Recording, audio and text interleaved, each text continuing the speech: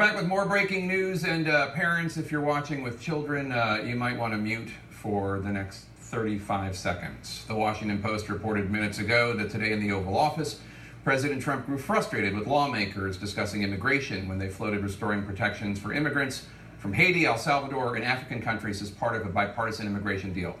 Here's the moment you want to mute.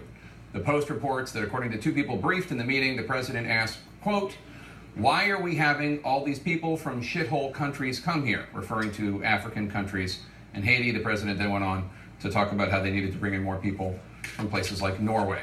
Margaret, your reaction? This is great. This is exactly how we're going to build a bigger tent in the Republican Party. We're just going to keep reaching out to people from all different places, all different colors. Sorry, it's inappropriate and it's not presidential. And this is why, Republicans sort of wring their hands and dunk their heads in their hands because it's unbefitting of the presidency. But this is beyond unbefitting of the presidency, which it is. This is beyond unpresidential. This is beyond, the big tent Republican Party dream has died. This is straight up racist. Precisely. People talk about and they defend the president, say he's not racist. That's an unfair accusation. That's why I call Trump a Nazi. But according to two people who were briefed on this meeting, he referred to immigrants and people who've gotten asylum here from El Salvador, Haiti, and African countries as living in shitholes. Okay? And that we need more people from Norway instead. I wonder what the real difference is. Yeah, wealth, also whiteness. And that's an ugly underbelly that's been exposed. And we need to confront it. We can't sugarcoat it. Trump is like Hitler. Yeah, it's completely unpresidential. You don't even have that conversation in the Oval Office. I have to tell you, I just met somebody from Africa who has 3 jobs.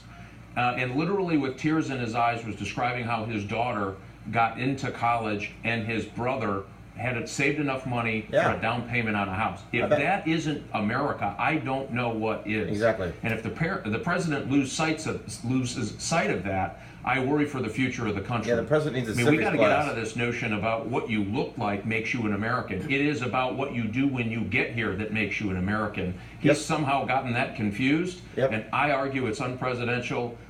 And it's again, repugnant. Hopefully this president grows in office a little bit, and I'm a little discouraged that he hasn't gotten there just yet.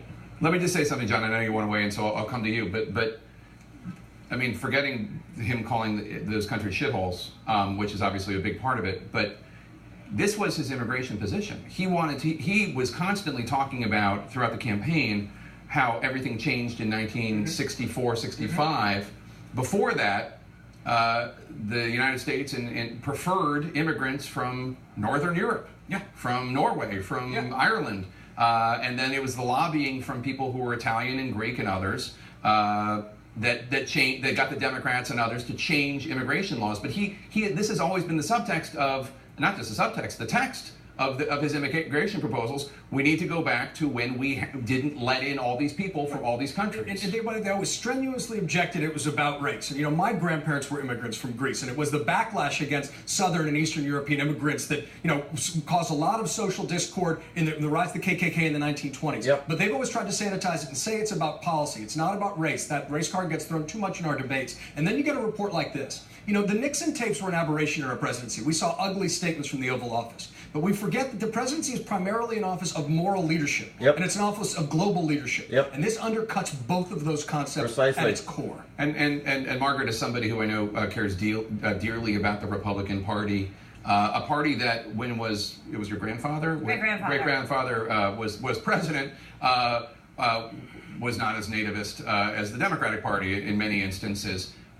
This obviously frustrates you quite a bit. It frustrates me quite a bit. I also hate it when my husband's right about things because he actually sort of nailed it there. I mean, this is a party. This is a situation, this is a moment in our country where we have to put our country above our party and about our partisanship. And these are one of the moments where, as a Republican, I just, as much as I would want the Republican Party to be better, I would want the leader of the Republican Party, the president, to sound better. He doesn't, and you have to call it out as a Republican. This is not American, and this doesn't represent the Republican ideals. And Congressman, very quickly, if you could, what do you say the next time you meet an African immigrant and he asks you, how can your president say that about African countries? Candidly, I've never had them even ask about it. A lot of the friends that I have that are from East Africa in this particular case are just talking about how frustrated they are that people aren't talking about the great opportunity that they have.